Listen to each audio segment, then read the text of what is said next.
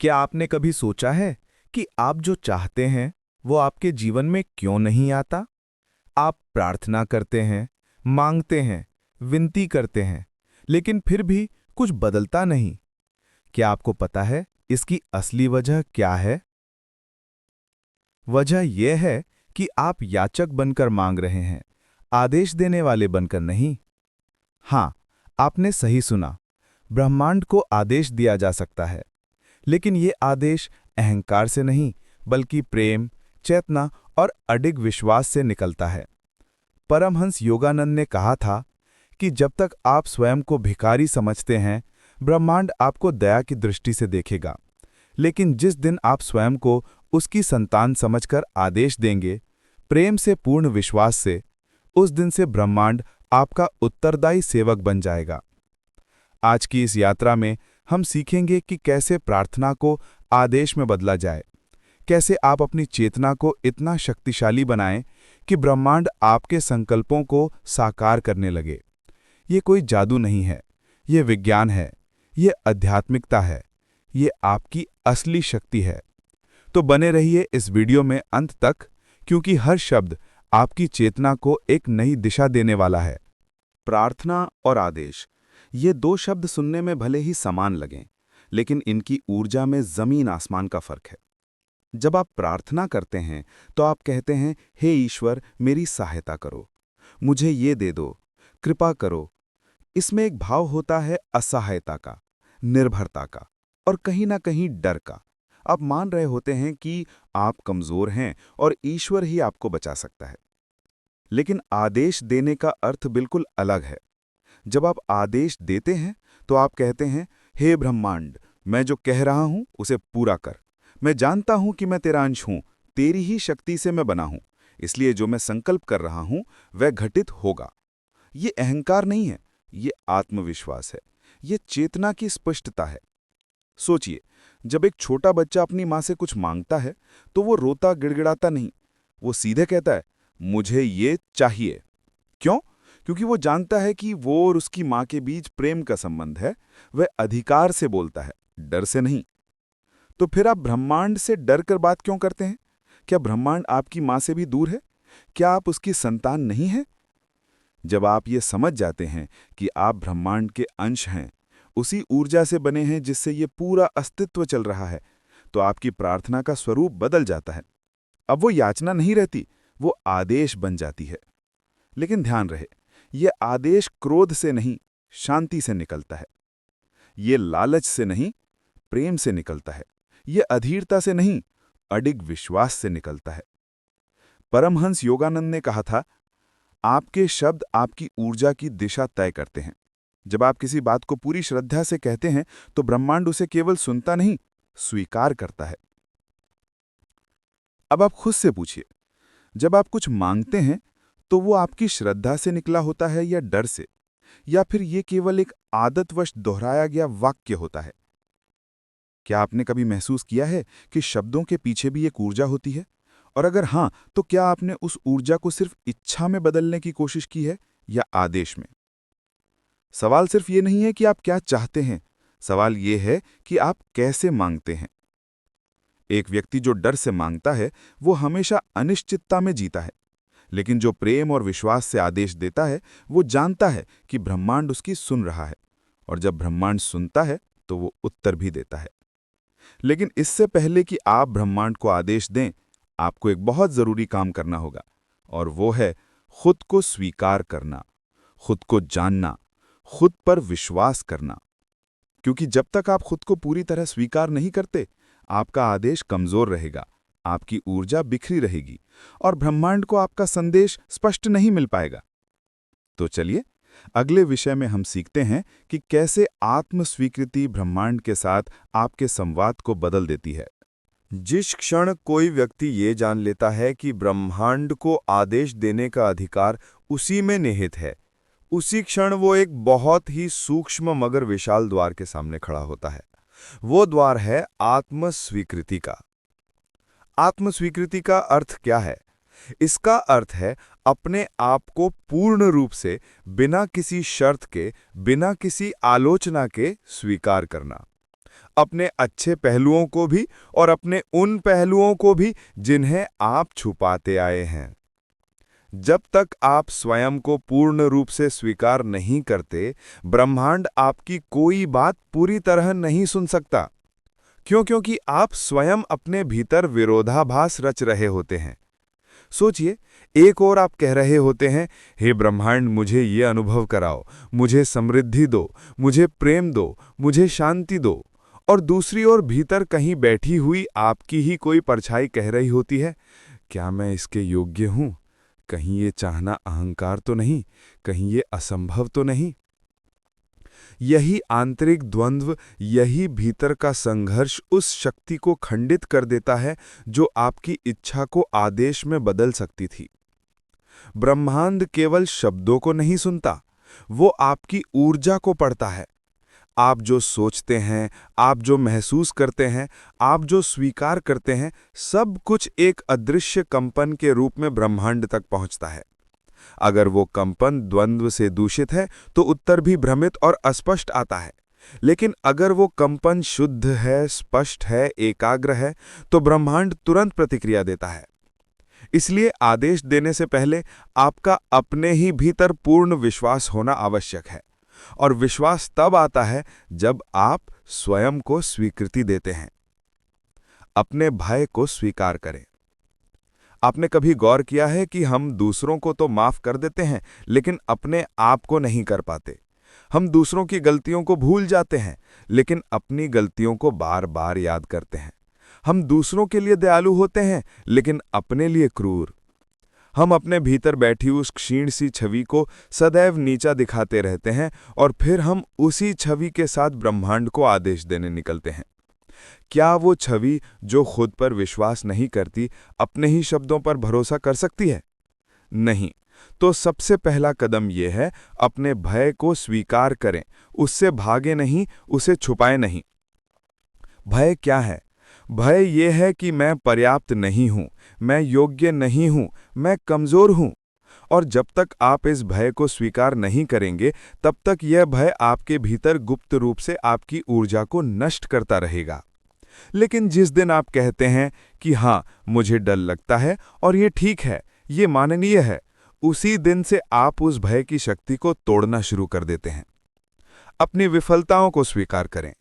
हम सभी जीवन में कहीं न कहीं असफल हुए हैं, किसी रिश्ते में, किसी काम में, किसी सपने में, और हम उन विफलताओं को अपने मन के किसी अंधेरे कोने में छुपा देते हैं। लेकिन वे विफलताएं वहां बैठ के आपकी आत्म छवि को धीरे धीरे खोखला करती रहती हैं। वो आपको ये विश्वास दिलाती रहती हैं कि तुम काबिल नहीं हो। लेकिन सच ये है, विफलता कोई पहचान नहीं है। विफलता केवल एक अनुभव है और हर अनुभव आपको कुछ सिखाता है। तो अपनी विफलताओं को स्वीकार करें, उन्हें गले लगाएं और खुद से कहें कि हाँ, मैं असफल हुआ, लेकिन मैं अभी भी यहां हूं, मैं अभी भी जीवित हूं और मैं फिर से कोशिश कर सकता हूं। अपने सपनों को स्वीकार करें। और सबसे महत्वपूर्ण, अपने सपनों को स्वीकार करें। उन सपनों को जो आपने कभी किसी को नहीं बताए, उन इच्छाओं को जो आपके भीतर दबी पड़ी हैं। कई बार हम अपने सपनों को इसलिए स्वीकार नहीं करते क्योंकि हमें लगता है कि ये बहुत बड़ा है, मैं इसे पा नहीं सकता, या फिर लोग क्या कहेंगे। लेकिन जो सपना आपके भीतर जन्मा है, वो व्यर्थ नहीं है। वो ब्रह्मांड का ही एक संकेत है, वो आपकी आत्मा की पुकार है। तो उसे स्वीकार करें, उसे सम्मान दें और खुद से कहें कि हाँ, मैं ये चाहता हूं और मैं इसके योग्य हूं। आत्मस्वीकृति, आत्मशक्ति का द्वार। जब आप अपने भय को, अपनी विफलताओं को, अपने सपनों को, सब कुछ को पूर्ण स्वीकार्यता से देखते हैं, तो भीतर कुछ बदलता है। आपकी ऊर्जा जो अब तक बिखरी हुई थी, अब एकत्रित होने लगती है। आपके विचार जो अब तक परस्पर विरोधी थे, अब एक दिशा में बहने लगते हैं। और आपकी चेतना जो अब तक कमजोर थी, अब शक्तिशाली होने लगती है। यही है आत्मस्वीकृति की शक्ति। और जब आप इस शक्ति को प्राप्त कर लेते हैं, तो आपका आदेश सच्चा आदेश बनता है। अब आप ब्रह्मांड से कहते हैं कि मैं जानता हूं कि मैं कौन हूं, मैं जानता हूं कि मैं क्या चाहता हूं, और मैं जानता हूं कि मैं इसके योग्य हूं। और ब्रह्मांड इस स्पष्टता का, इस आत्मविश्वास का उत्तर देता है। एक गहरा प्रश्न। अब मैं आपसे एक प्रश्न पूछना चाहता हूं और इसका उत्तर आपको केवल अपने आप को देना है। क्या आपने स्वयं से कभी ये कहा है कि मैं जैसा हूं वैसा ही ईश्वर की पूर्ण अभिव्यक्ति हूं? क्या आपने कभी ये साहस किया है कि मुझ में जो कुछ है उसी में ब्रह्मांड की पूर्णता है? या फिर आप अब भी किसी और की परिभाषा के अनुसार खुद को सुधारने में लगे हैं? प्लीज समझिए, ब्रह्मांड सुधारने नहीं आता, वो तो आपकी चेतना के अनुरूप फल देता है। अगर आप अपनी चेतना में ही खुद को अधूरा समझते हैं तो ब्रह्मांड भी अधूरी परिस्थितियां देगा, क्योंकि उसने आपके आदेश को उसी ऊर्जा में ग्रहण किया है। तो यदि आप चाहते हैं कि ब्रह्मांड आपका सेवक बने तो पहले स्वयं को राजा की तरह देखना सीखिए, परंतु वो राजा जो शांत है, गंभीर है और प्रेम में स्थिर है। आज का संकल्प। तो आज से, अभी से, इसी क्षण से ये निर्णय लें कि मैं अपने आप को पूर्ण रूप से स्वीकार करता हूं, मेरे अच्छे पहलू को भी, मेरे डर को भी, मेरी कमजोरियों को भी, मेरे सपनों को भी। और जब आप ये निर्णय लेंगे तो आपके भीतर का वो हिस्सा जो अब तक छुपा हुआ था, भयभीत था, असुरक्षित था, वो भी सामने आएगा। और जब वो सामने आएगा तो उसे प्रेम से गले लगाइए। उसे कहिए कि तुम भी मेरे ही अंश हो और मैं तुम्हें स्वीकार करता हूं। क्योंकि वही हिस्सा जिसे आपने अब तक अस्वीकार किया है, वही आपकी ऊर्जा को तोड़ता रहा है। और जब तक वो जुड़ता नहीं, आपका आदेश संपूर्ण नहीं हो सकता। आत्मस्वीकृति आत्मशक्ति का द्वार खोलती है, और ये द्वार खुलते ही आपकी चेतना में जो कंपन पैदा होता है, वही ब्रह्मांड के गहरे स्तरों में प्रवेश करता है। जब आत्मस्वीकृति की भूमि पर पहला कदम रखा जाता है, तो भीतर कुछ धीरे धीरे पिघलने लगता है। वो सारे कठोर विचार जो वर्षों से संचित थे, धीरे धीरे पिघलते हैं, ठहरते हैं और एक नई ऊर्जा का जन्म होता है। ये ऊर्जा है स्थिरता की ऊर्जा। ये स्थिरता कोई निष्क्रियता नहीं है, ये कोई थकान नहीं है, बल्कि ये अंतर्मन की चुप्पी है। ये वो शांति है जो तूफान के बाद आती है। ये वो गहराई है जहां विचारों का कोलाहल समाप्त हो जाता है। और जब विचारों का कोलाहल धीमा होता है, तभी ब्रह्मांड के उत्तरों की धीमी लेकिन गूंजती हुई ध्वनि सुनाई देती है। मौन की शक्ति। हम अपने जीवन में कितनी बार ऐसी चुप्पी में बैठे हैं जहां कोई इच्छा न रही हो, कोई चिंता न रही हो, कोई योजना न रही हो, जहां बस एक मौन उपस्थिति रही हो। शायद बहुत कम, क्योंकि हमारा मन लगातार चलता रहता है, एक विचार के बाद दूसरा विचार, फिर तीसरा, फिर चौथा, और इस विचारों की भीड़ में ब्रह्मांड की आवाज दब जाती है। लेकिन मौन में जब सारे विचार शांत हो जाते हैं, तब वो आवाज सुनाई देती है। वो आवाज जो आपको मार्गदर्शन देती है, वो आवाज जो आपको दिशा दिखाती है, वो आवाज जो आपको बताती है कि अगला कदम क्या उठाना है।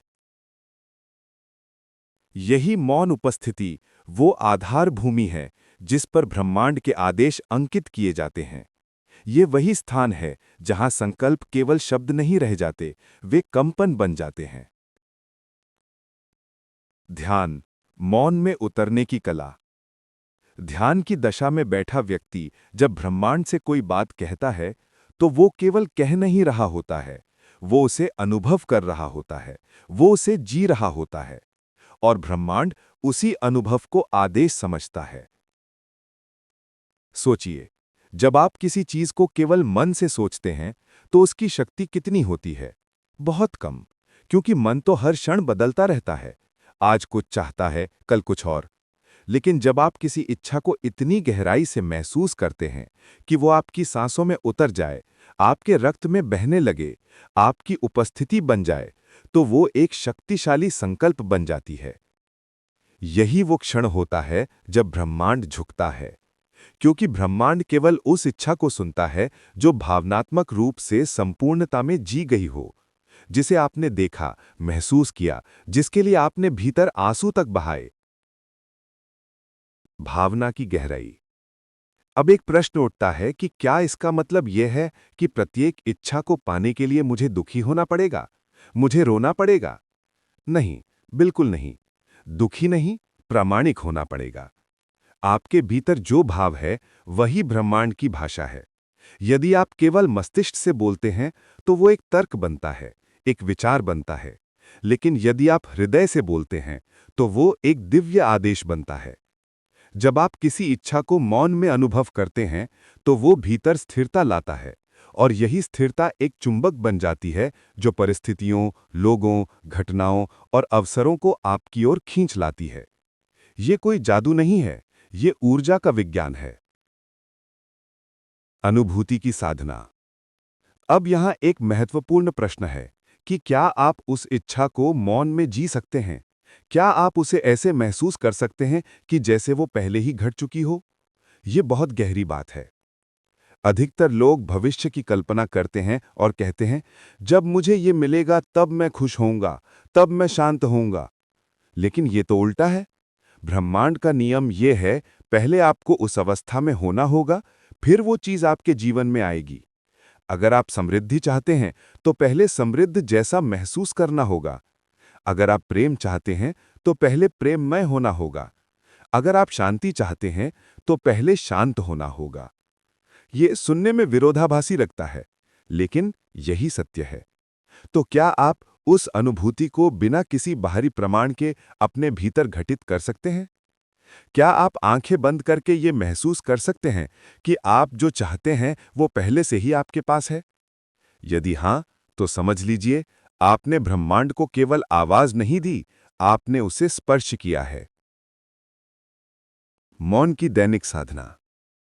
इसलिए अब यह आवश्यक है कि आप हर दिन कुछ क्षण उस मौन की साधना करें, जहां शब्द नहीं, केवल अनुभूति हो, जहां इच्छा नहीं, केवल उसकी पूर्णता का भाव हो। ये कैसे करें? सबसे पहले एक शांत स्थान खोजें, जहां कोई शोर न हो, कोई व्यवधान न हो। फिर आंखें बंद करें और अपनी सांसों पर ध्यान दें, केवल सांसों पर। आती हुई सांस, जाती हुई सांस। धीरे धीरे आपके विचार शांत होने लगेंगे, और जब विचार शांत हो जाएं, तब अपनी उस इच्छा को याद करें जिसे आप पूरा करना चाहते हैं। लेकिन उसे सोचे नहीं, महसूस करें। अगर आप एक सुंदर घर चाहते हैं तो उस घर में रहने की अनुभूति करें। उसकी दीवारों को छुएं, उसकी खिड़कियों से बाहर देखें, उसके बगीचे में टहलें। सब कुछ अपने मन में जीवंत करें। अगर आप प्रेम चाहते हैं तो उस प्रेम को महसूस करें, किसी के साथ होने की गर्माहट को, किसी की हंसी को, किसी के स्पर्श को। सब कुछ अपने भीतर घटित करें। और जब आप ये कर रहे हों तो केवल कल्पना ना करें, पूरी तरह उसमें डूब जाएं, जैसे वो अभी इसी क्षण घट रहा हो। स्थिरता का महत्व। जब आप ऐसा करते हैं तो भीतर एक स्थिरता आती है, एक ऐसी शांति आती है जो आपको बताती है कि हां, ये संभव है, ये मेरा है। यही स्थिरता वो संकेत है कि आपका संकल्प ब्रह्मांड तक पहुंच गया है। अब बस आपको धैर्य रखना है और उस पर विश्वास बनाए रखना है, क्योंकि ब्रह्मांड अपने समय पर काम करता है। वो जल्दबाजी नहीं करता, वो सही समय पर सही तरीके से आपको वो देता है जो आपने मांगा है। लेकिन अगर आप बीच में ही अधीर हो जाएं, संदेह करने लगें, तो आप उस प्रक्रिया को बाधित कर देते हैं। इसलिए मौन में स्थिरता में बने रहें। मौन में ब्रह्मांड से संवाद। हर बार जब आप किसी संकल्प को मौन में अनुभव करते हैं तो वो भीतर स्थिरता लाता है, और यही स्थिरता एक चुंबक बन जाती है। आपने देखा होगा कि जब आप किसी चीज के बारे में बहुत ज्यादा सोचते रहते हैं, बात करते रहते हैं, तो वो दूर भागती लगती है। लेकिन जब आप उसे मौन में जीते हैं, उसे अपने भीतर बसाते हैं, तो वो करीब आने लगती है। ये इसलिए क्योंकि मौन में आपकी ऊर्जा बिखरती नहीं, वो केंद्रित रहती है, और केंद्रित ऊर्जा ही वो शक्ति है जो ब्रह्मांड को हिला सकती है। छोड़ने की कला। और जब अनुभूति का ये मौन आपकी चेतना में स्थिर हो जाए तो अगला प्रश्न स्वयं प्रकट होगा। क्या अब आप उसे छोड़ सकते हैं ताकि वो आपको खोज सके? ये सुनने में अजीब लगता है, लेकिन ये सत्य है। जब आप किसी इच्छा को बहुत जोर से पकड़ते हैं तो आप उसे दूर धकेल रहे होते हैं, क्योंकि पकड़ने में भय होता है, भय कि कहीं ये मुझसे छूट न जाए। लेकिन जब आप उसे छोड़ देते हैं, जब आप विश्वास करते हैं कि जो मेरा है वो मुझे मिलेगा ही, तो आप उसे आने का स्थान देते हैं। तो मौन में अपनी इच्छा को जिएं, उसे पूरी गहराई से महसूस करें और फिर उसे ब्रह्मांड को समर्पित कर दें। कहें, हे ब्रह्मांड, ये मेरी इच्छा है, अब मैं इसे तेरे हाथों में छोड़ता हूं। तू जानता है कि मेरे लिए क्या सबसे अच्छा है। और फिर शांत हो जाएं। यही है मौन और स्थिरता की शक्ति। यही वो भाषा है जिसे ब्रह्मांड सबसे अच्छी तरह समझता है। अगर ये विषय आपको गहराई से छू रहा है, तो कृपया कमेंट में बताएं कि आपने मौन में किस इच्छा को सबसे गहराई से महसूस किया है। आपका अनुभव हजारों लोगों को प्रेरित कर सकता है। जब कोई व्यक्ति किसी अनुभूति को भीतर पूरी तरह जी लेता है, जब वो हर सांस में अपने संकल्प की ऊर्जा को बसने देता है, तब एक अदृश्य परिवर्तन प्रारंभ होता है। एक ऐसा परिवर्तन जिसे देखा नहीं जा सकता, लेकिन जो धीरे धीरे पूरे अस्तित्व को छूने लगता है। ब्रह्मांड कोई मशीन नहीं है जिसमें आदेश डालते ही परिणाम निकल आए। ब्रह्मांड एक जीवंत चेतना है जो आपके अंतर गहराइयों में उठती तरंगों को सुनती है, और उसे समझने के लिए आपको पहले स्वयं को सुनना होगा। विरोधी कंपन की समस्या। कितनी बार ऐसा होता है कि आप कुछ चाहते हैं लेकिन भीतर उसके विपरीत कंपन करते रहते हैं। आप समृद्धि की कामना करते हैं लेकिन भीतर अभाव की छाया रहती है। हर खर्च पर आप सोचते हैं, पैसे खत्म हो रहे हैं, काश और होते। आप प्रेम को बुलाते हैं लेकिन हृदय संदेह और पुराने घावों से भरा रहता है। हर नए व्यक्ति को देखकर आप सोचते हैं, कहीं ये भी धोखा ना दे दे। ऐसे में चाहत केवल शब्द बन जाती है, अनुभूति नहीं। और ब्रह्मांड केवल अनुभूति को उत्तर देता है, वो सुनता नहीं, महसूस करता है। आप किस कंपन में जी रहे हैं? यहां एक सूक्ष्म प्रश्न उठता है, आप किस कंपन में जी रहे हैं? क्या वो कंपन उस चीज से मेल खाता है जिसे आप अपने जीवन में बुला रहे हैं? या आप दिन भर जिस विचार, भय और असुरक्षा में जीते हैं, वही अनजाने में आपके जीवन को गढ़ रहा है? ये समझना बहुत जरूरी है। ब्रह्मांड आपके शब्दों पर नहीं, आपके कंपन पर प्रतिक्रिया करता है। अगर आप मुंह से कहते हैं मैं खुश हूं, लेकिन भीतर दुख का कंपन है, तो ब्रह्मांड दुख को आकर्षित करेगा। अगर आप कहते हैं मैं समृद्ध हूं, लेकिन भीतर अभाव का कंपन है, तो ब्रह्मांड अभाव को आकर्षित करेगा। इसलिए शब्दों से ज्यादा महत्वपूर्ण है आपकी आंतरिक अवस्था। कंपन को कैसे बदलें? अब प्रश्न यह है, इस कंपन को कैसे बदला जाए? यहां से शुरू होती है वो साधना जहां आप न केवल इच्छाएं करते हैं, बल्कि अपने भीतर का कंपन बदलते हैं। और ये बदलाव किसी मंत्र या विधि से नहीं आता, ये आता है पूर्ण स्वीकृति से। जब आप अपने दुखों को छिपाना बंद करते हैं, अपने डर से भागना छोड़ते हैं, अपने टूटेपन को स्वीकार करते हैं, तभी भीतर पहली बार शांति जन्म लेती है। क्योंकि जो व्यक्ति स्वयं से भाग रहा है, वो ब्रह्मांड से संवाद नहीं कर सकता। ब्रह्मांड उन लोगों की सुनता है जो अपने सत्य में खड़े होते हैं, चाहे वो सत्य कितना भी असहज क्यों ना हो। अपने भय का सामना करना। सबसे पहला कदम है अपने भय का सामना करना। क्या आप स्वयं को स्वीकार करने के लिए तैयार हैं? क्या आप अपने भय, अपनी कमजोरी, अपने भ्रम को आंखों में आंख डालकर देख सकते हैं, बिना नकारे, बिना भागे? यदि हां, तो आप उस द्वार पर खड़े हैं जहां से सत्य की अनुभूति प्रारंभ होती है। जब आप अपने भय को देखते हैं, उसे स्वीकार करते हैं, तो कुछ जादुई होता है। वो भय अपनी शक्ति खो देता है, क्योंकि भय तभी तक शक्तिशाली है जब तक आप उससे भाग रहे हैं। लेकिन जब आप उसके सामने खड़े हो जाते हैं और कहते हैं कि हाँ, मुझे डर लगता है और मैं इसे स्वीकार करता हूं, तो वो भय धीरे धीरे घुलने लगता है। शुद्ध कंपन की ओर। जब कंपन शुद्ध होता है तो आपकी उपस्थिति ही एक प्रार्थना बन जाती है। तब बिना कुछ कहे भी ब्रह्मांड आपको उत्तर देने लगता है। ध्यान दीजिए, यहां भी आप आदेश नहीं दे रहे, लेकिन आपका होना ही आदेश बन चुका है। विचारों से परे, शब्दों से परे, एक मौन उपस्थिति जो ब्रह्मांड से कुछ मांगती नहीं, बल्कि उसे अपनी ओर आकर्षित करती है। ये कैसे संभव है? क्योंकि जब आपके भीतर का कंपन शुद्ध होता है, तो आप उस आवृत्ति पर होते हैं जो ब्रह्मांड की आवृत्ति से मेल खाती है। और जब दो आवृत्तियां मेल खाती हैं, तो प्रतिध्वनि होती है। यही प्रतिध्वनि है जो चमत्कार लाती है। दैनिक जीवन में कंपन को बदलना।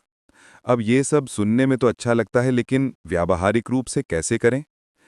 पहला, अपने विचारों पर ध्यान दें। पूरे दिन में आप क्या सोच रहे हैं? क्या आपके विचार सकारात्मक हैं या नकारात्मक?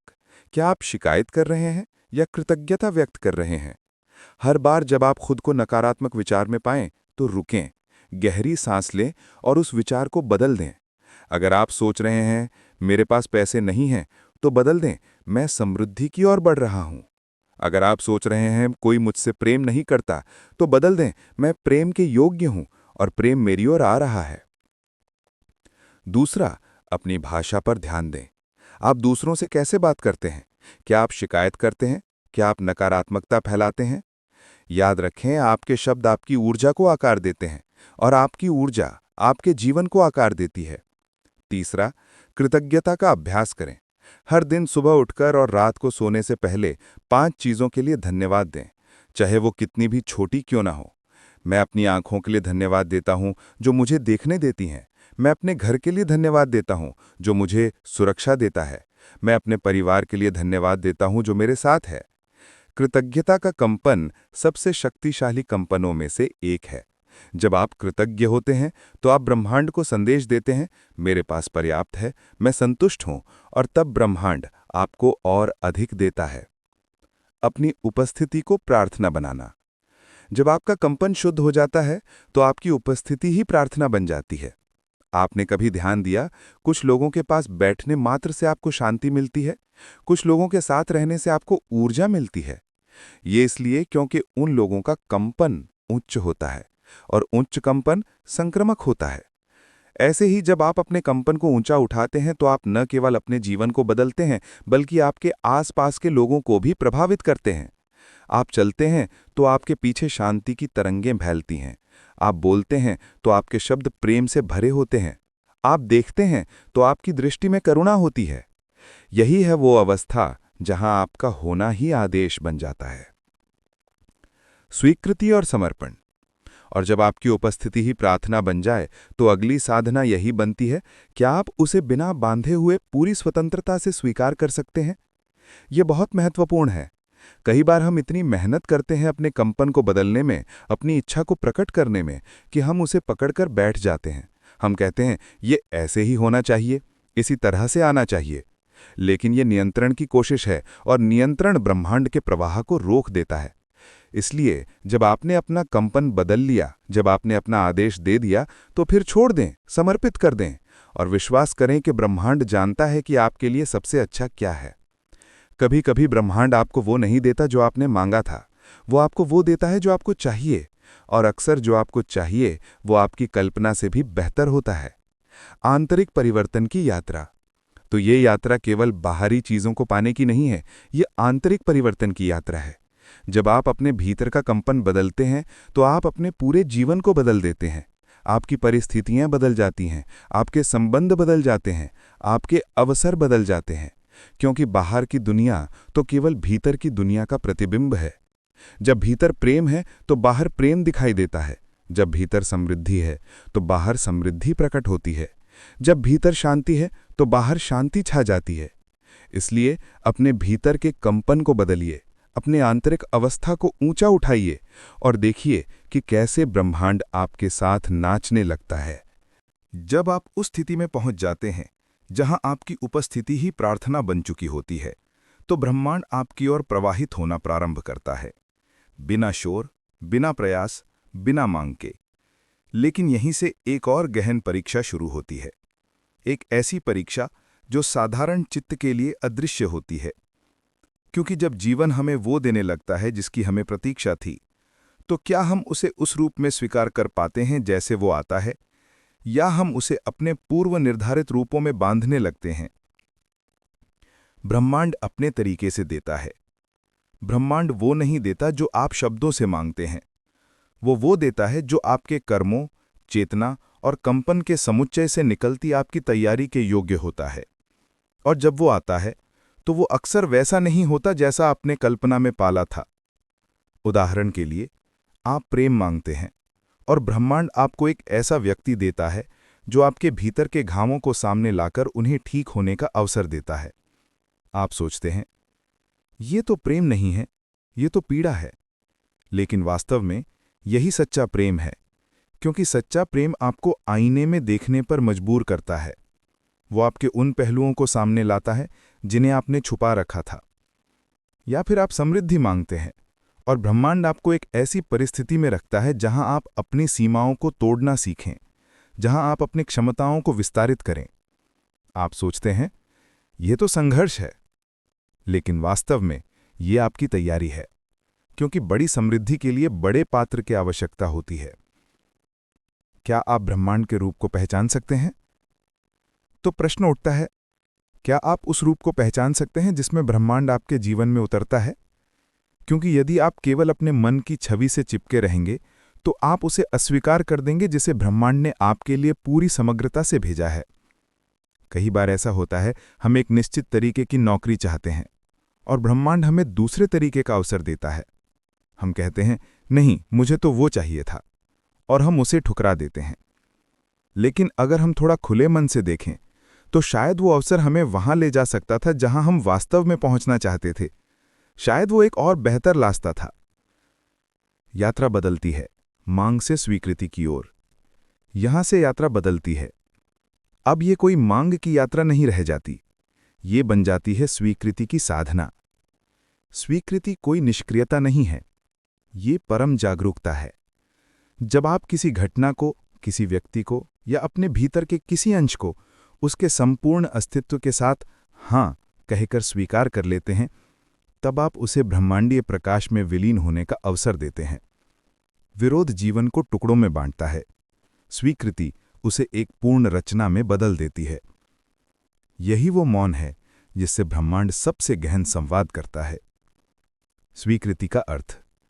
स्वीकृति का मतलब है अब कोई शर्त नहीं, कोई तुलना नहीं, कोई नियंत्रित करने की कोशिश नहीं, सिर्फ अनुभव है, और उस अनुभव को एक गहन शांति के साथ स्वीकार कर लेने की क्षमता। ये वही अवस्था है जहां आपका हर श्वास एक मंत्र बन जाता है और हर मौन एक उत्तर। लेकिन ये इतना आसान नहीं है, क्योंकि हमारा मन हमेशा नियंत्रण में रहना चाहता है। वो हमेशा जानना चाहता है कि क्या होने वाला है, कैसे होने वाला है। लेकिन स्वीकृति का अर्थ है मन की इस पकड़ को ढीला करना और विश्वास करना कि जो हो रहा है वो आपके सर्वोच्च हित में है। स्वीकृति की दैनिक साधना। तो कैसे करें ये साधना? पहला, जब कुछ अप्रत्याशित हो तो तुरंत प्रतिक्रिया ना करें। रुकें, गहरी सांस लें और खुद से पूछें, इस परिस्थिति में मेरे लिए क्या संदेश छुपा है?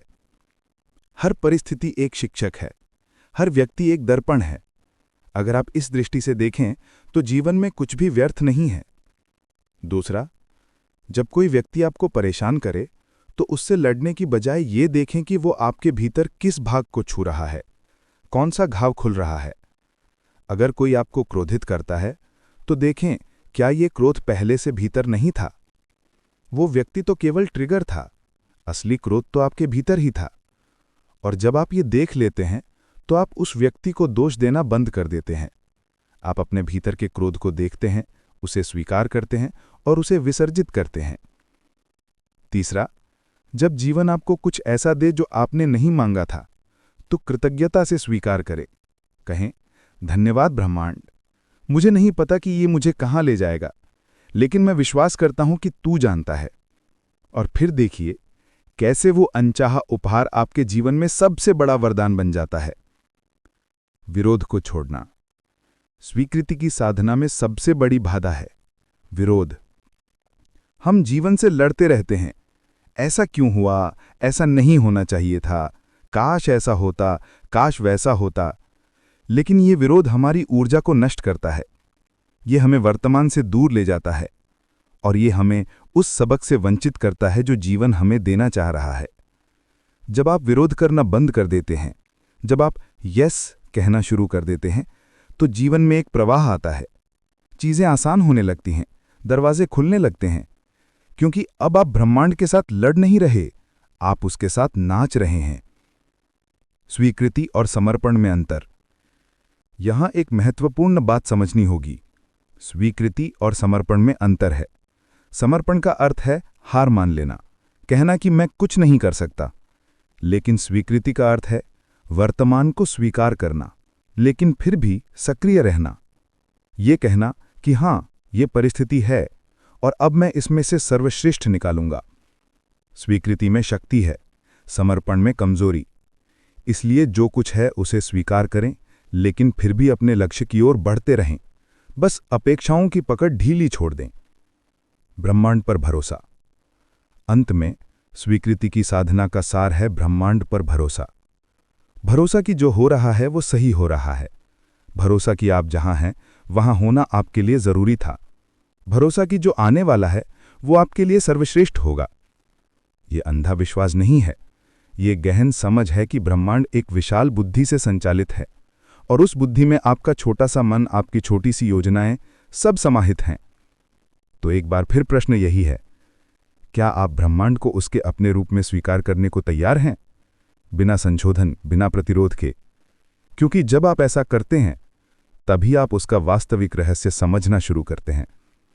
और जब स्वीकृति की ये शांत स्थिति भीतर उतर जाती है तो अगला प्रश्न धीरे धीरे जागता है।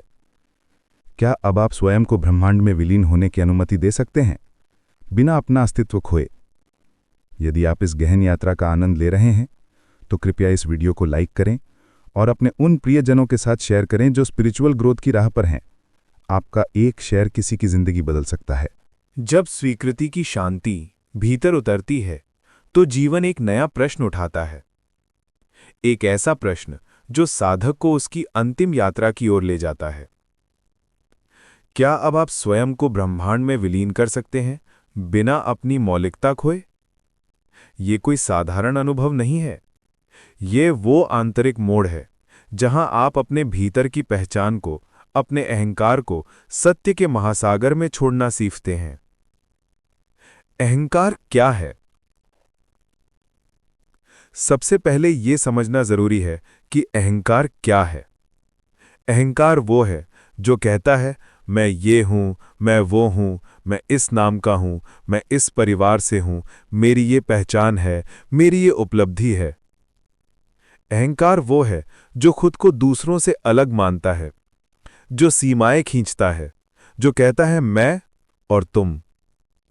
लेकिन सच ये है, ये मैं एक भ्रम है, एक बहुत गहरा और मजबूत भ्रम, लेकिन फिर भी भ्रम। क्योंकि गहराई से देखें तो आप कौन हैं? क्या आप अपना शरीर हैं? नहीं, क्योंकि शरीर तो बदलता रहता है। जो शरीर आपका बचपन में था वो अब नहीं है। क्या आप अपने विचार हैं? नहीं, क्योंकि विचार तो आते जाते रहते हैं। आप उन्हें देख सकते हैं, इसका मतलब आप उनसे अलग हैं। क्या आप अपनी भावनाएं हैं? नहीं, क्योंकि भावनाएं भी बदलती रहती हैं। कभी खुशी, कभी दुख, कभी क्रोध, कभी प्रेम। तो फिर आप कौन हैं? आप वो साक्षी हैं जो इन सब को देख रहा है। आप वो चेतना है जो इन सब को अनुभव कर रही है।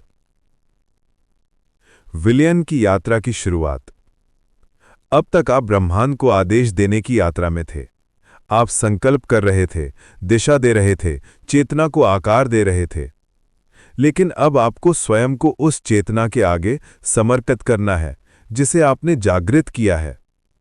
यही वो बिंदु है जहां आप क्रिया से मौन में उतरते हैं। ये मौन कोई खालीपन नहीं है, ये चेतना की परिपक्वता है। जब आप स्वयं को ब्रह्मांड के साथ एकाकार करते हैं तो आप जानना छोड़ देते हैं और होने की कला में उतरते हैं। ये विलयन कोई हार नहीं है, ये अहंकार की सीमाओं को पार करने का उत्सव है। सूर्यास्त का उदाहरण। क्या आपने कभी आकाश को देखा है जब वो सूर्यास्त को अपने भीतर समा लेता है? वो सूर्य को खोता नहीं, बल्कि उसे रंगों में बदलकर उसे नया रूप दे देता है। लाल, नारंगी, बैंगनी, पूरा आकाश सूर्य के प्रकाश से रंग जाता है।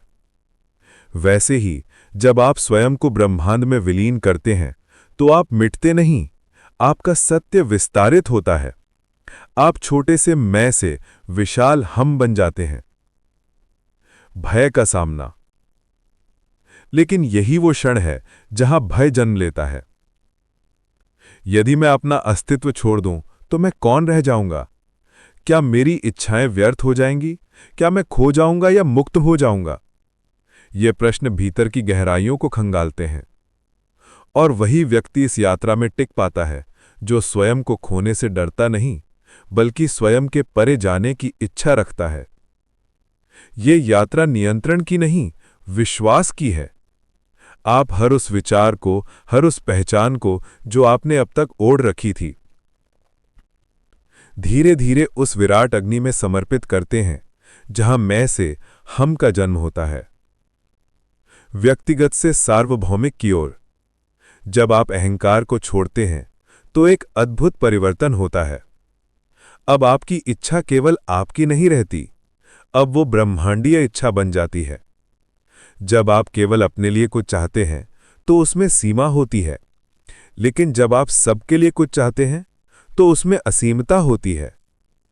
अब आपके कार्य केवल व्यक्तिगत सफलता के नहीं रहते, बल्कि समष्टि की सेवा बन जाते हैं। आप एक दुकान चलाते हैं, लेकिन अब आपका उद्देश्य केवल पैसा कमाना नहीं है, आपका उद्देश्य है लोगों की सेवा करना, उन्हें मूल्य देना। आप एक शिक्षक हैं, लेकिन अब आपका उद्देश्य केवल पाठ पढ़ाना नहीं है, आपका उद्देश्य है बच्चों के जीवन को छूना, उन्हें प्रेरित करना। ये परिवर्तन बाहर से दिखाई नहीं देता, लेकिन भीतर सब कुछ बदल जाता है। विराट स्वरूप का साक्षात्कार।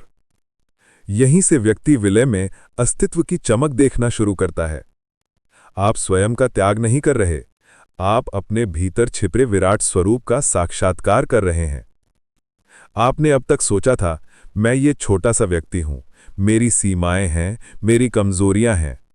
लेकिन जब आप अहंकार को छोड़ते हैं तो आप देखते हैं, मैं तो उस असीम चेतना का अंश हूं जिससे ये पूरा ब्रह्मांड बना है। मुझ में वही शक्ति है जो सूर्य को चमकाती है, जो फूल को खिलाती है, जो नदी को बहाती है। ये अहंकार नहीं है, ये आत्म साक्षात्कार है। समर्पण की गहराई। और तब आप समझते हैं कि ब्रह्मांड को आदेश देना असल में स्वयं को उस आदेश का पात्र बनाने की साधना थी। आपने जो संकल्प किए, जो इच्छाएं की, वे सब आपको इस बिंदु तक लाने के लिए थीं, जहां आप समझ सकें कि आप कौन हैं। अब आपको कुछ पाना नहीं है, क्योंकि आप समझ गए हैं कि सब कुछ पहले से ही आपके भीतर है।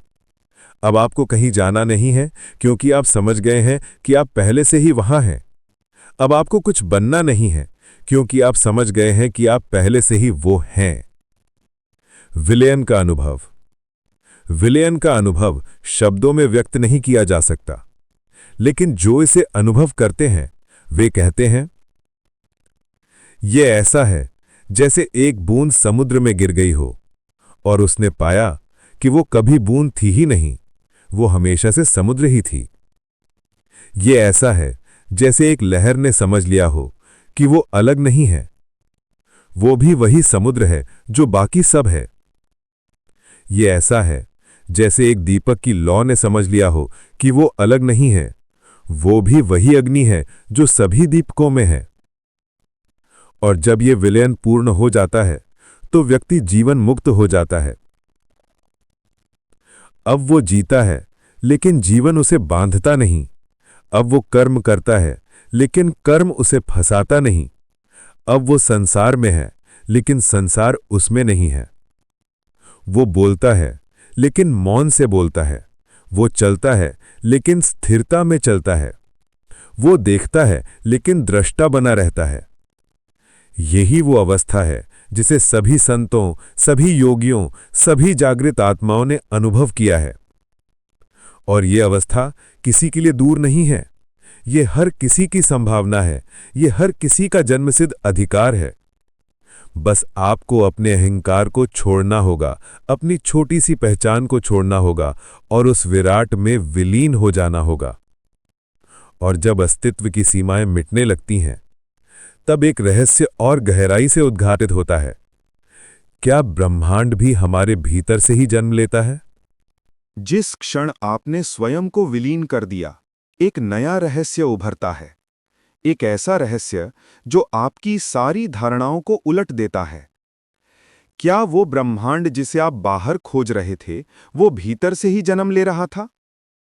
आप वर्षों से जिसे ईश्वर, शक्ति, ऊर्जा या ब्रह्मांड कहकर पुकारते रहे, क्या वो वस्तुतः आपकी अंतःचेतना की परछाई मात्र थी? भीतर का अंतरिक्ष।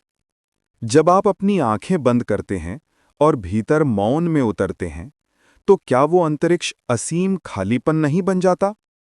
और उस खालीपन में क्या कुछ न कुछ प्रतिक्षण जन्म नहीं लेता? विचार, भावनाएं, अनुभूतियां, सब कुछ उसी भीतर के शून्य से उठते हैं। तो फिर क्या सृजन बाहर से आता है या भीतर से निकलता है? कहीं ऐसा तो नहीं कि ब्रह्मांड भी आपके भीतर की कल्पनाओं, भावनाओं और चेतना का प्रक्षेपण भर हो? ये प्रश्न बहुत गहरा है और इसे समझने के लिए हमें अपनी सामान्य सोच से बाहर जाना होगा। स्वप्न का उदाहरण। क्या आपने कभी स्वप्न देखा है जिसमें पूरा एक ब्रह्मांड आपके भीतर रच गया? आप उड़ते हैं, गिरते हैं, प्रेम करते हैं, डरते हैं, लड़ते हैं और जीतते हैं। सब कुछ उस ब्रह्मांड में होता है जो आपके मन के भीतर चुपचाप आकार लेता है। स्वप्न में आप एक पूरी दुनिया बनाते हैं, लोग, स्थान, घटनाएं, और वो सब इतना वास्तविक लगता है कि आप उसमें पूरी तरह खो जाते हैं। फिर आप जागते हैं और समझते हैं वो सब मेरे भीतर था, वो सब मेरे मन की रचना थी। तो फिर प्रश्न यही है कि अगर नींद में ब्रह्मांड रच सकते हैं तो जागते हुए क्यों नहीं? अगर स्वप्न में आप सृष्टिकर्ता हो सकते हैं तो जागृत अवस्था में क्यों नहीं? चेतना का विस्तार। ब्रह्मांड कोई बाहरी सत्ता नहीं है जो आपको आदेश देती है, बल्कि वो आपकी चेतना का विस्तार है, जो समय, पदार्थ और ऊर्जा के रूप में प्रकट होती है। यदि आप भीतर ही भीतर शुद्ध मौन, निर्मल विश्वास और सघन भावनाओं के साथ कुछ संकल्प करते हैं, तो वो धीरे धीरे भौतिक ब्रह्मांड में आकार लेने लगता है। ये क्रिया जादू नहीं है, ये ब्रह्मांडीय नियम है। जैसे बीज मिट्टी के गर्भ में छिपा होता है, लेकिन उसी में समाया होता है पूरा वृक्ष, उसकी शाखाएं, पत्ते और फल, वैसे ही आपके भीतर छिपा होता है पूरा ब्रह्मांड का बीज। भीतर और बाहर का भ्रम। प्रश्न ये नहीं कि ब्रह्मांड बाहर है या भीतर, प्रश्न ये है कि आपने अपने भीतर उस बीज को पहचान लिया है या नहीं। क्या आप अब तक केवल फल मांगते रहे हैं या कभी बीज बनकर मौन में भी बैठे हैं? क्योंकि मांगने से कुछ क्षणिक फल मिल सकते हैं, लेकिन बीज बनने से आप सृजनकर्ता बन जाते हैं। जब आप समझ जाते हैं कि आपके भीतर वही शक्ति है जो सूर्य को चमकाती है, जो पृथ्वी को घुमाती है, जो जीवन को जन्म देती है, तब आप केवल मांगने वाले नहीं रहते, आप रचयिता बन जाते हैं। क्वांटम भौतिकी का संकेत। आधुनिक विज्ञान भी अब इसी दिशा में संकेत कर रहा है। क्वांटम भौतिकी कहती है कि जब तक आप किसी वस्तु को नहीं देखते, वो एक संभावना की अवस्था में होती है। आपके देखने के क्षण में ही वो वास्तविकता बनती है। इसका अर्थ है, पर्यवेक्षक और दृश्य अलग नहीं है, आपकी चेतना वास्तविकता को निर्मित कर रही है। ये विज्ञान और आध्यात्म का मिलन बिंदु है। दोनों एक ही सत्य की ओर इशारा कर रहे हैं। आप केवल दर्शक नहीं, सृष्टिकर्ता हैं। प्रार्थना से आदेश तक की यात्रा का सार। अब हम समझ सकते हैं कि प्रार्थना में झुकना एक सीमित चेतना की आदत थी। जब आप प्रार्थना करते थे तो आप मानते थे कि ब्रह्मांड कहीं बाहर है, कोई शक्ति जो आपसे अलग है, आपसे ऊपर है। लेकिन अब जब आप समझ गए हैं कि ब्रह्मांड आपके भीतर से ही जन्म ले रहा है, तो अब आप ब्रह्मांड से नहीं मांगते, अब आप ब्रह्मांड बनते हैं। अब आपकी चेतना स्वयं सृजन करने लगी है। अब आप केवल इच्छा नहीं करते, आप उस इच्छा को अपने भीतर इतनी गहराई से जीते हैं कि वो बाहर प्रकट होने लगती है। सृष्टिकर्ता का बोध। जब आप ये समझ लेते हैं तो आपकी पूरी जीवन दृष्टि बदल जाती है। अब आप शिकायत नहीं करते कि मेरे जीवन में ये क्यों हो रहा है, क्योंकि आप जानते हैं कि जो हो रहा है वो किसी न किसी रूप में आपकी ही चेतना की रचना है। अब आप दूसरों को दोष नहीं देते, क्योंकि आप जानते हैं कि हर व्यक्ति, हर परिस्थिति आपकी अपनी चेतना का प्रतिबिंब है।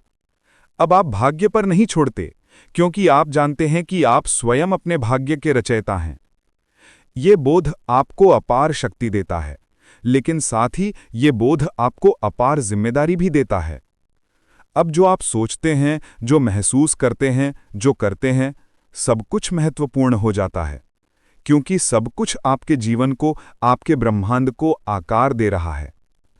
भीतर की यात्रा। इसलिए अब यात्रा बाहर की नहीं, भीतर की है। जितना गहरे आप अपने भीतर उतरेंगे, उतना विस्तृत आपका बाहरी ब्रह्मांड होगा। जितना शुद्ध आपका भीतर होगा, उतना सुंदर आपका बाहर होगा।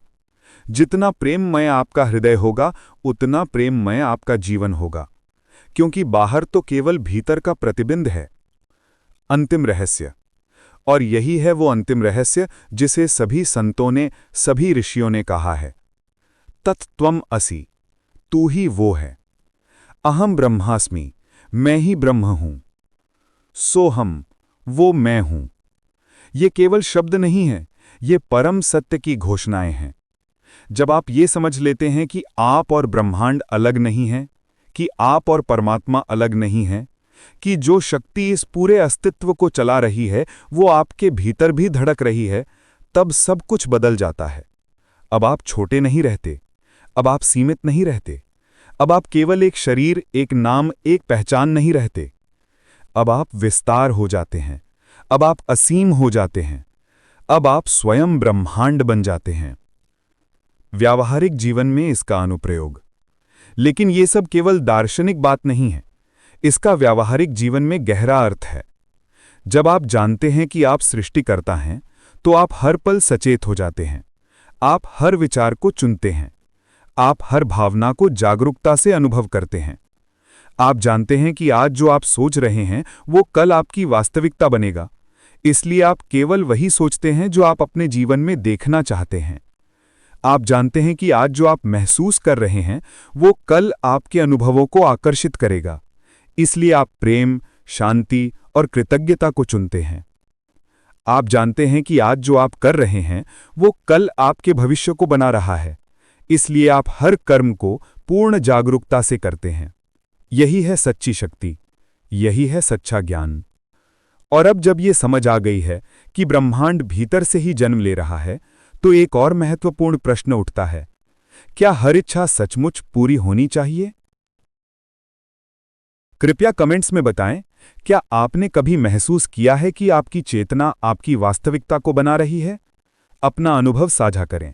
जब चेतना इतनी विकसित हो जाती है कि वो ब्रह्मांड के स्तर तक फैल जाती है, तो उसके सामने यह रहस्य खुलता है कि अब हर इच्छा केवल एक संकेत भर है और हर संकेत पूर्णता का मार्ग नहीं। क्या सचमुच हर इच्छा को पूरा होना चाहिए, या कुछ इच्छाएं अधूरी रहकर ही मनुष्य को उसकी गहराई से जोड़ती हैं? इच्छा की जड़ को समझना। हम अक्सर मानते हैं कि जो हम चाहते हैं वही हमारे लिए सही है, लेकिन क्या यह सच है? कभी आपने सोचा है कि जो इच्छा अभी अधूरी रह गई, क्या वो आपकी आत्मा की रक्षा कर रही थी? कभी कोई दरवाजा नहीं खुलता तो हम दुखी होते हैं। हम सोचते हैं, मेरी प्रार्थना सुनी नहीं गई, ब्रह्मांड ने मुझे नजरअंदाज कर दिया।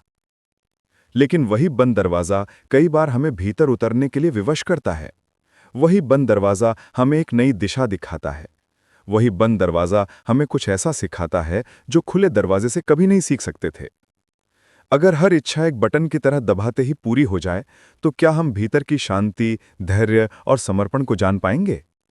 कभी कभी अधूरी इच्छाएं हमारे भीतर की प्यास को जीवित रखती हैं, और वही प्यास हमें उस स्रोत तक ले जाती है जहां इच्छा स्वयं जल बनकर बह जाती है। सच्ची इच्छा और मन की आदत में फर्क। प्रश्न ये नहीं है कि आप क्या चाहते हैं, प्रश्न ये है कि जो आप चाहते हैं, क्या वो वास्तव में आपके होने की मांग है या केवल मन की आदत? हम में से कई लोग जीवन भर दूसरों की देखी हुई इच्छाओं के पीछे दौड़ते हैं, जिन्हें हमने अपनी समझ लिया होता है। आप एक बड़ा घर चाहते हैं, लेकिन क्या यह सचमुच आपकी इच्छा है, या समाज ने आपको यह सिखाया है कि बड़ा घर सफलता का प्रतीक है? आप एक विशेष करियर चाहते हैं, लेकिन क्या यह सचमुच आपकी आत्मा की पुकार है, या आपके माता पिता की अधूरी इच्छा जो आप पूरी कर रहे हैं? आप एक खास तरह का जीवन साथी चाहते हैं, लेकिन क्या यह सचमुच आपके हृदय की आवाज है, या फिल्मों और किताबों में दिखाए गए प्रेम की नकल? क्या वो इच्छा सचमुच आपकी आत्मा की पुकार थी, या समाज के चिल्लाते हुए शब्दों की गूंज? साक्षी भाव से इच्छा को देखना। इसलिए जब आप साक्षी भाव से किसी इच्छा को भीतर आते हुए देखते हैं तो आपको ये भी देखना चाहिए कि क्या ये इच्छा मुझे और अधिक प्रेममय बना रही है या ये मुझे और अधिक अधीर और अस्त व्यस्त बना रही है। यदि इच्छा आपको आपके केंद्र से दूर ले जा रही है तो भले ही वो संसार की दृष्टि में आकर्षक हो, आपके लिए वो विष बन सकती है। लेकिन यदि कोई इच्छा आपको और अधिक शांत, स्थिर और भीतर से गहन बनाती है तो वो इच्छा नहीं, एक ब्रह्मसूत्र है। एक व्यक्ति को पैसा चाहिए। यदि ये इच्छा उसे रचनात्मक बनाती है, दूसरों की सेवा के लिए प्रेरित करती है तो ये शुभ है। लेकिन यदि ये इच्छा उसे लालची, असुरक्षित और चिंतित बना रही है तो ये उसके लिए बंधन है। एक व्यक्ति को प्रसिद्धि चाहिए। यदि ये इच्छा उसे अपनी प्रतिभा को विकसित करने के लिए प्रेरित करती है तो ये शुभ है। लेकिन यदि ये इच्छा उसे अहंकारी और दूसरों से ईर्ष्यालु बना रही है तो ये उसके लिए पतन का मार्ग है। इच्छा को पोषित करना या छोड़ना, मनुष्य को यह निर्णय स्वयं करना होता है कि कौन सी इच्छा को पोषित करना है और कौन सी को नम्रता से त्याग देना है। त्याग का अर्थ ये नहीं कि आप कमजोर हैं, बल्कि ये उस शक्ति का संकेत है जो जानती है कि हर प्राप्ति आवश्यक नहीं होती। असली ताकत तब दिखाई देती है जब आपके पास प्राप्ति की शक्ति हो, फिर भी आप सटीक निर्णय लेते हैं कि क्या सच में वो प्राप्त करना आपके भीतर के संतुलन के अनुकूल है। बुद्ध राजा थे, उनके पास सब कुछ था, धन, सत्ता, सुख, लेकिन उन्होंने सब छोड़ दिया। क्यों? क्योंकि उन्होंने देखा कि ये सब उनकी सच्ची प्यास को नहीं बुझा रहे थे। ये सब उन्हें उस परम शांति की ओर नहीं ले जा रहे थे जिसकी तलाश उनकी आत्मा कर रहे थे। ये कमजोरी नहीं थी, ये परम विवेक था। अहंकार और आत्मा की इच्छा में फर्क।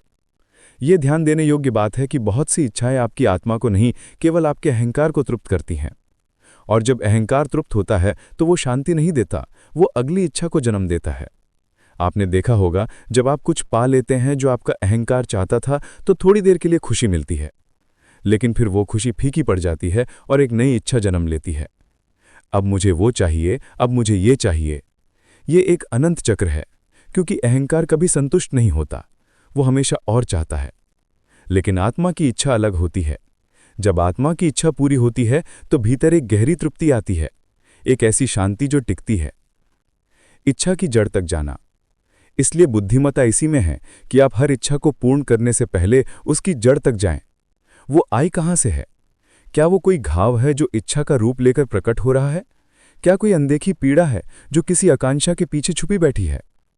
उदाहरण के लिए, एक व्यक्ति को लगातार प्रशंसा चाहिए। वो हमेशा चाहता है कि लोग उसकी तारीफ करें। ये इच्छा कहाँ से आ रही है? अगर गहराई से देखें तो शायद बचपन में उसे पर्याप्त प्रेम नहीं मिला, उसके माता पिता ने उसकी कभी सराहना नहीं की और अब वो उस कमी को पूरा करने की कोशिश कर रहा है।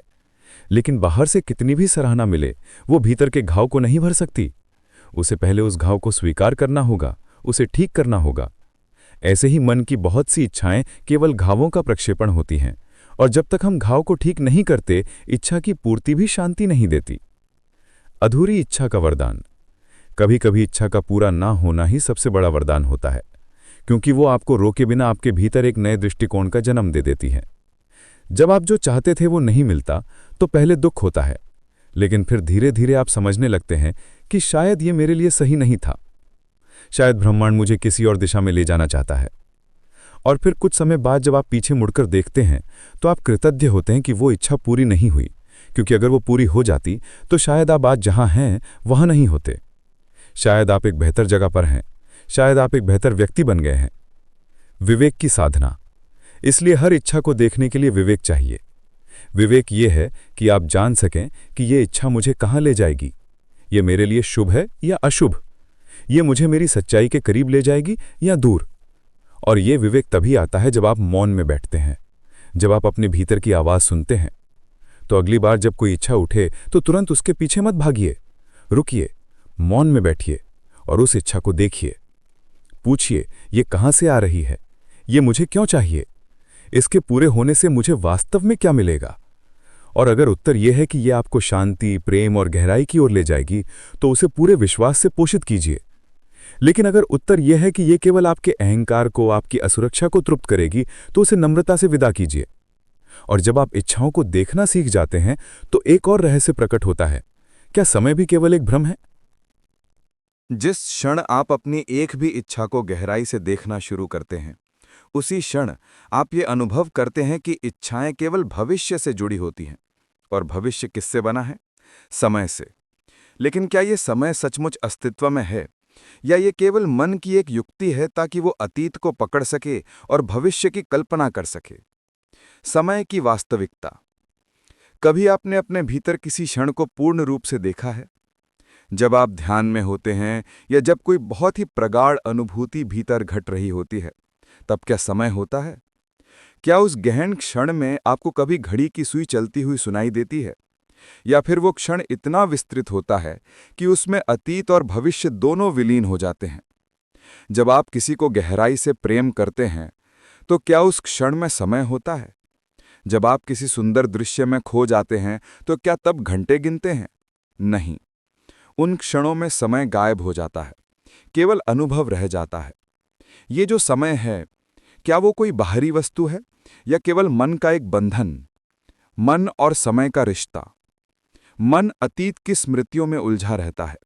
10 साल पहले ऐसा हुआ था, 5 साल पहले वैसा हुआ था, और उन्हीं स्मृतियों के आधार पर भविष्य की आशंकाएं और आकांक्षाएं रचता है। कल ये हो सकता है, अगले महीने वो हो सकता है, अगले साल में यहां होऊंगा। लेकिन आत्मा का क्षेत्र इन दोनों से परे है। वो न अतीत जानती है न भविष्य। वो केवल वर्तमान में धड़कती है। समय को लेकर एक बहुत सूक्ष्म धोखा ये है कि वो हमें ये यकीन दिलाता है कि कल कुछ बदल जाएगा। कल मैं खुश होऊंगा, कल मैं शांत होऊंगा, कल मैं ध्यान करूंगा। लेकिन कल जब आता है तो वो फिर एक आज बन जाता है, और फिर आप उसी तरह सोचते हैं कि कल मैं बदल जाऊंगा। आप कभी भी भविष्य में नहीं होते। आप जहां भी होते हैं वही अब होता है। तो फिर समय क्या है? समय स्मृति है, समय कल्पना है, समय योजना है, लेकिन समय जीवन नहीं है। जैसे ही आप जीवन को समय की रेखा से हटकर देखना शुरू करते हैं, आपको ये प्रतीति होने लगती है कि आप कभी भी समय में नहीं थे। आप हमेशा एक अचल केंद्र में थे, जहां न कोई शुरुआत थी न कोई अंत।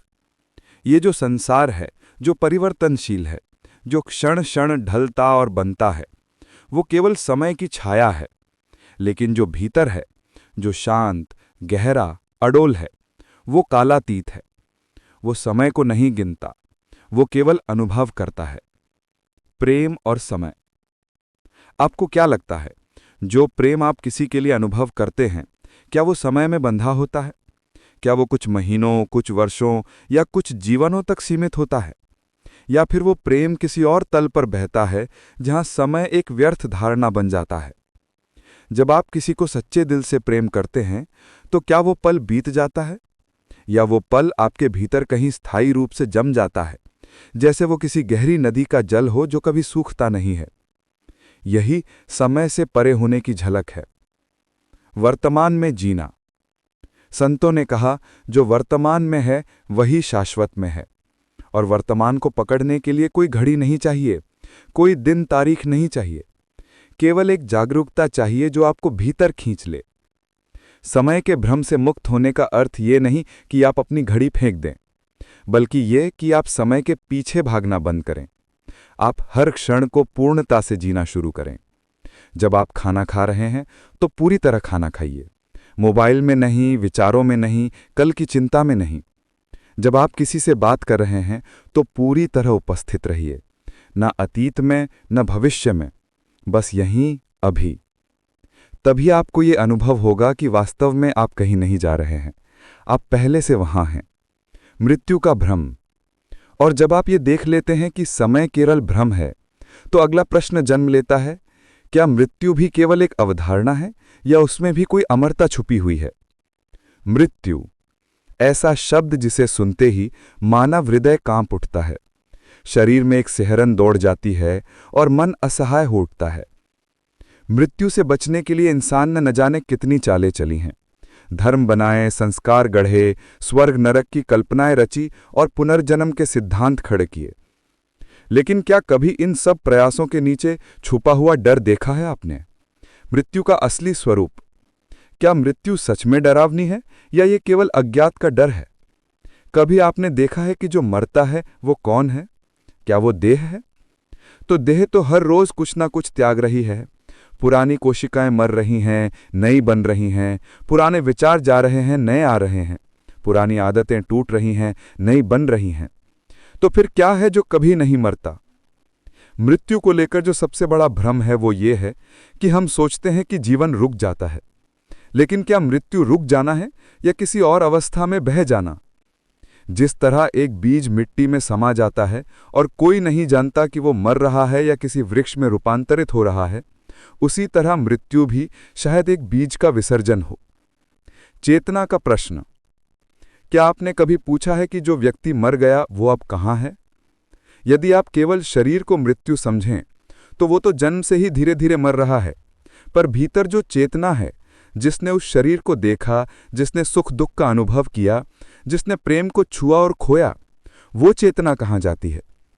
क्या चेतना समाप्त होती है या वो केवल एक आवरण बदलती है?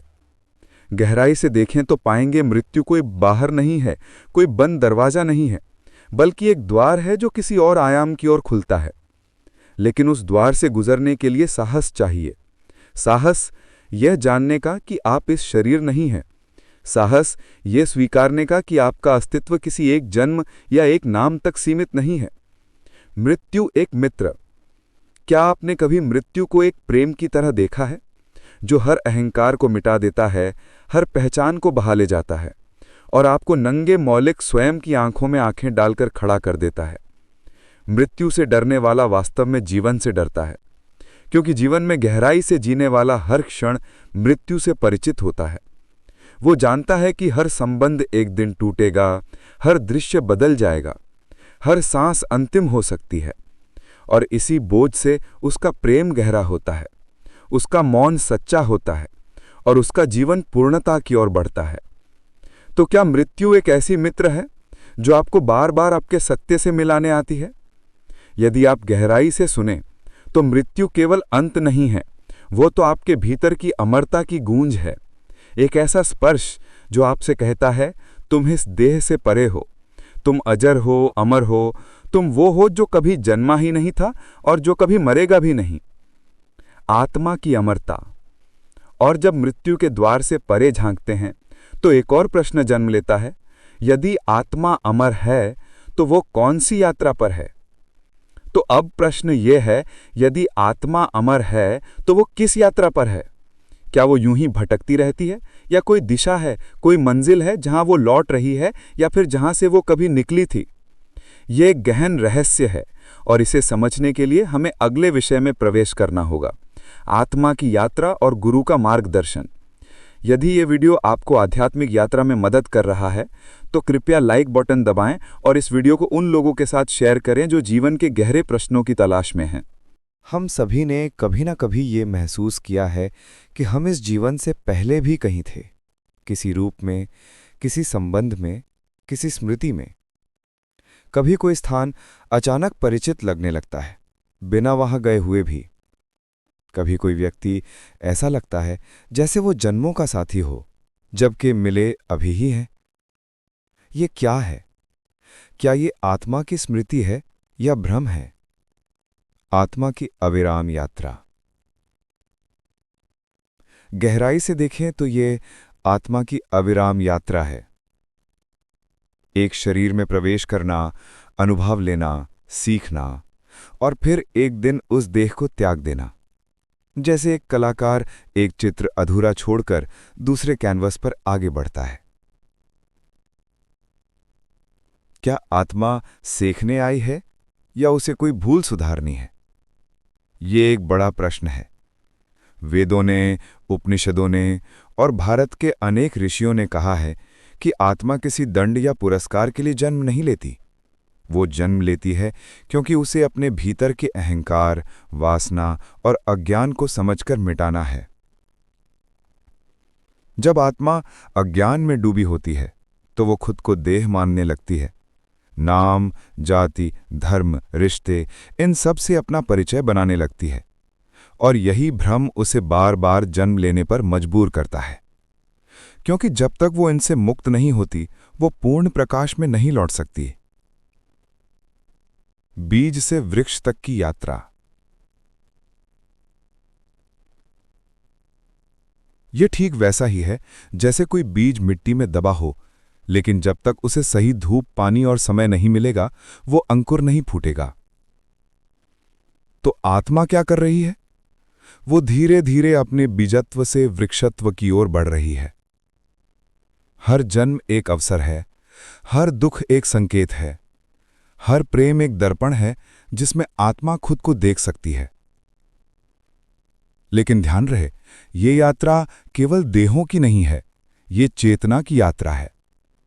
जैसे जैसे चेतना विकसित होती है, आत्मा सूक्ष्मतर रूपों में जाती है। कभी वो पशु शरीर में होती है, फिर मानव शरीर में, और फिर ऐसे ऐसे शरीरों में जो केवल ऊर्जा से बने हैं, जहां कोई भौतिकता नहीं होती, केवल कंपन, वाइब्रेशन होता है। आत्मा की पुकार और गुरु का प्रकट होना। जब आत्मा जन्म जन्मांतरों की यात्रा में थकने लगती है, जब उसे संसार की चकाचौंध शून्यता लगने लगती है, जब संबंध, पदार्थ और पहचाने उसे बोझ प्रतीक होने लगती हैं, तो भीतर से एक अदृश्य पुकार उठती है। ये पुकार उसी स्रोत की ओर होती है जहां से आत्मा आई थी। और इस पुकार के उत्तर में जगह जगह, समय समय पर गुरु प्रकट होते हैं। गुरु कौन है? गुरु कोई व्यक्ति मात्र नहीं होता, वो उस चेतना का जीवंत रूप होता है जो आत्मा को यह स्मरण कराता है, तू कोई देह नहीं है, तू ब्रह्म स्वरूप है, तेरा घर बाहर नहीं, भीतर है। गुरु के शब्द केवल शब्द नहीं होते, वे मंत्र होते हैं। वे द्वार खोलते हैं जो वर्षों से बंद पड़े थे, वे रोशनी लाते हैं जहां केवल अंधकार था। गुरु आत्मा को उसके आंतरिक कॉम्पस की ओर मोड़ता है। वो कहता है, बाहर मत देख, भीतर उतर। जहां तू ढूंढ रहा है ईश्वर को, वहां वो नहीं मिलेगा। वो तेरे ही हृदय में बैठा है, बस तुझसे छिपा है। गुरु कोई नया ज्ञान नहीं देता, वो केवल भूल मिटाता है। जैसे कोई बच्चा भूल गया हो कि उसके हाथ में ही चाबी है और वो इधर उधर खोज रहा हो, वैसे ही आत्मा अपने सुख, अपने प्रेम, अपनी परम शांति को बाहर खोजती है। गुरु बस कहता है, ठहर, देख अपने भीतर, वही सब कुछ वहीं है। गुरु की कृपा और शिष्य की तैयारी। गुरु की कृपा एक ऐसी धारा होती है जो आत्मा को उस दिशा में बहा ले जाती है जहां वो सहस्त्र जन्मों से पहुंचने की चेष्टा कर रही थी। लेकिन ये कृपा तभी फलीभूत होती है जब आत्मा स्वयं तैयार हो, क्योंकि जब शिष्य तैयार होता है तभी गुरु प्रकट होता है। जैसे ही आत्मा ये स्वीकार करती है कि मैं अज्ञानी हूं, मुझे मार्गदर्शन चाहिए, वैसे ही ब्रह्मांड उसकी सहायता के लिए हर कोना हिला देता है। कभी गुरु किसी शब्द के रूप में आता है, कभी किसी पुस्तक में, कभी किसी अनुभूति में, तो कभी किसी साधारण व्यक्ति के स्वरूप में एक असाधारण चिंगारी बनकर। गुरु की उपस्थिति का प्रभाव। गुरु की उपस्थिति कोई चमत्कार नहीं करती, बल्कि वो तुम्हारे भीतर छुपे ब्रह्म को जगा देती है। एक पल आता है जब शिष्य गुरु से पूछता है, क्या मैं सचमुच ब्रह्म हूं? गुरु मुस्कुराता है और कहता है, तू कभी कुछ और था ही नहीं, तू वही है जिसे तू अब तक बाहर ढूंढता रहा है। अब बस जाग जाओ और इस स्वप्न से बाहर निकला। और तब आत्मा का अंतिम चरण आरंभ होता है, विलय का चरण, समाधि की अवस्था। अब आत्मा को ना स्वर्ग चाहिए, ना पुनर्जन्म, ना सिद्धियां, ना मोक्ष। अब उसे केवल पूर्ण एकता चाहिए, जहां मैं और तू समाप्त हो जाएं, जहां ना द्वैत बचे, ना विकल्प, जहां केवल एक मौन हो जो अनंत है, जिसमें कोई प्रयास नहीं, केवल स्थित प्रज्ञता हो। उस अवस्था को समाधि कहा गया है। वहां पहुंचकर आत्मा मुक्त हो जाती है। ना उसे अब कोई यात्रा करनी होती है, ना कोई मार्ग ढूंढना होता है। वो वहीं होती है जहां से वो चली थी, अपने आदि स्वरूप में। और ये अंत नहीं होता, बल्कि एक नई शुरुआत होती है। जीवन मुक्त की अवस्था। एक ऐसी अवस्था जहां आत्मा अब देह धारण करती है तो केवल करुणा के लिए, ज्ञान बांटने के लिए, बिना किसी कर्मफल की बाध्यता के। वो बन जाती है जगतगुरु, ब्रह्मर्षि, तत्वदर्शी। और वो इस संसार में चलती है, बोलती है, लेकिन भीतर से पूर्ण शांत, पूर्ण मुक्त, पूर्ण ब्रह्मस्वरूप होती है। अब वो जीता है, लेकिन जीवन उसे बांधता नहीं। अब वो कर्म करता है लेकिन कर्म उसे फंसाता नहीं। अब वो संसार में है लेकिन संसार उसमें नहीं है। वो बोलता है लेकिन मौन से बोलता है। वो चलता है लेकिन स्थिरता में चलता है। वो देखता है लेकिन दृष्टा बना रहता है। अहम ब्रह्मास्मि की अनुभूति। और जब कोई आत्मा इस परम स्थिति को प्राप्त करती है तो फिर वो संसार को कैसे देखती है, कैसे वो दूसरों के दुख में अपना सुख खोज लेती है, कैसे वो सब कुछ होकर भी कुछ नहीं रहती। जब आत्मा अपनी संपूर्ण यात्रा पूर्ण कर लेती है, जब वो ब्रह्म को अनुभव कर लेती है, जब वो जान जाती है कि मैं ही वह हूं, अहम ब्रह्मास्मि, तब उसका जीवन वही नहीं रहता जो पहले था। अब ना वो किसी लक्ष्य को पाने के लिए जीती है, ना किसी पहचान को साबित करने के लिए। अब वो केवल होने के आनंद में जीती है। सृष्टि अब उसके लिए कोई बोझ नहीं होती, जीवन अब कोई संघर्ष नहीं होता। वो चलता है लेकिन उसके पांव पृथ्वी को छूते नहीं। वो बोलता है लेकिन उसकी वाणी मौन से निकली होती है। वो देखता है लेकिन उसमें मैं और तू का भेद नहीं होता। सब में एक परमात्मा का दर्शन। उसका कोई लक्ष्य नहीं बचा होता, अब उसका जीवन ही उद्देश्य बन जाता है। वो जहां भी जाता है वहां शांति की तरंगें फैलती हैं। उसकी दृष्टि किसी को नीचे नहीं देखती, क्योंकि उसे अब कोई छोटा या बड़ा नहीं दिखता। उसे सब में वही एक परमात्मा दिखता है, पाषाण में भी, पवन में भी, पापी में भी, पुण्यात्मा में भी। वो किसी को बदलने की चेष्टा नहीं करता, क्योंकि अब उसे ये भ्रम नहीं रहा कि कोई अधूरा है। उसे मालूम है सब अपनी गति से उसी पूर्णता की ओर जा रहे हैं। मौन की भाषा। वो केवल मौन की भाषा बोलता है। उसका मौन भी ज्ञान बांटता है। उसकी उपस्थिति भी ध्यान सिखाती है। उसकी मुस्कुराहट भी संसार के घावों पर मरहम रखती है। अब उसे ना कोई धर्म बांध सकता है, ना कोई संप्रदाय, ना कोई पहचान। अब वो हिंदू, मुसलमान, ईसाई, बौद्ध नहीं है। वो अब केवल प्राण है, शुद्ध चैतन्य, निर्विकार आत्मा। अब वो ना प्रेम करता है किसी से, ना द्वेष करता है किसी से। वो अब केवल प्रेम बन जाता है। जलती हुई बाती का उदाहरण। अब उसका जीवन एक जलती हुई बाती है जिससे अन्य दीपक जलाए जा सकते हैं बिना स्वयं बुझे। अब वो चलता है तो उसके पीछे कोई पथ बनता है। अब वो मौन होता है तो शब्दों से ज्यादा कह जाता है। अब वो जीवन के उस पार जा चुका होता है जहां से वो लौटकर केवल देने के लिए आता है। अब वो देह में है लेकिन देह से परे है। अब वो समय के भीतर है लेकिन कालातीत है। अब वो बोल रहा है लेकिन स्वयं मौन में स्थित है। मानव की चरम स्थिति। यही अवस्था मानव की चरम स्थिति है। इसी को पूर्णता, निर्वाण, कैवल्य, सच्चिदानंद कहा गया है। अब वो आत्मा फिर कभी जन्म नहीं लेती किसी आवश्यकता से। यदि आती भी है तो केवल करुणा से आती है, ताकि दूसरों को जगा सके, दूसरों को भी वही दीपक दे सके जो किसी समय उसे मिला था। और यही आत्मा की अंतिम पुकार है कि वो जब पूर्ण हो तो अधूरे को सहारा दे, जब वो जाग जाए तो सोए हुए को पुकारे, जब वो ब्रह्म हो जाए तो संसार में ब्रह्मत्व बांटे। आपके लिए प्रश्न। अब प्रश्न उठता है कि क्या तुम भी इस यात्रा पर निकलोगे? क्या तुम भी अपने भीतर के अंधेरे से टकराकर उस दिव्य प्रकाश को खोजोगे? क्या तुम भीतर की गहराई में उतरने को तैयार हो? क्योंकि ये मार्ग ना आसान है ना छोटा, लेकिन यही मार्ग है जहां से तुम अपने आप तक पहुंचोगे। यदि तुम इस पुकार को सुन सके तो जान लो ये कोई साधारण शब्द नहीं है। ये तुम्हारे भीतर की आत्मा ही तुम्हें याद दिला रही है, अब समय आ गया है। उठो, देखो भीतर और लौट चलो उस घर की ओर जहां से तुम निकले थे, जहां सब कुछ तुम ही हो और तुम ही नहीं हो। अब तक की ये पूरी यात्रा एक दीप से शुरू होकर सूर्य बन जाने की थी, एक जिज्ञासा से शुरू होकर परम ज्ञान में विलीन हो जाने की थी, एक मैं से चलकर कोई नहीं हूं में विलीन हो जाने की थी।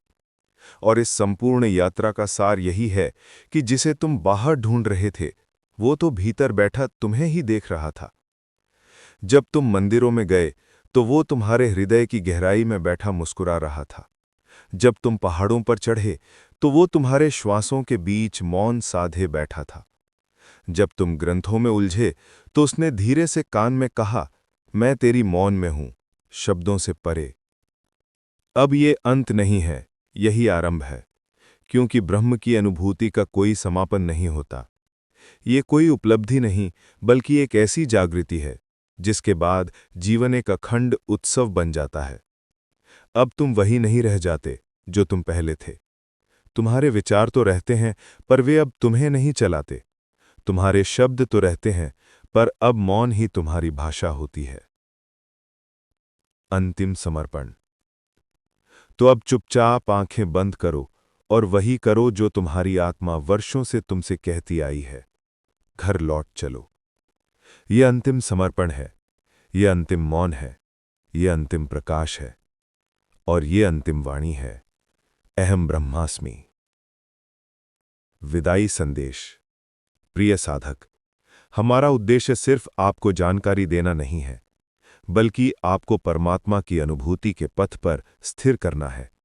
और यदि हमने आपके भीतर एक छोटी सी लौ भी जला दी हो, तो हमारी साधना सफल हो गई।